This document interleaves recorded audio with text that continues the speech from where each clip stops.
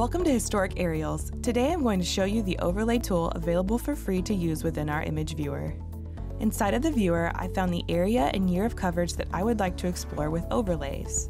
I'm looking at an aerial image of Forest Park High School in Woodbridge, Virginia. As you can see, the image from 1962 shows no schools present in the viewer. That's because the school won't be built for another 38 years. I click on the Overlays tab and see a menu pop up with options for roads, counties, cities, PLSS, and contours. I can select 1, 2, or all of these overlays to help me make sense of the area I'm viewing.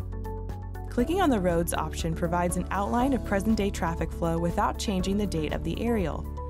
Now I can locate the exact future location of the school.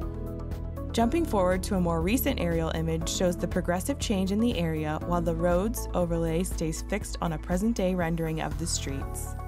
While I'm using overlays, I can still zoom in and out and click and drag to see the surrounding area. Once I'm done working with these overlays, I simply uncheck the boxes to return my image viewer to the standard view where I can save and download images.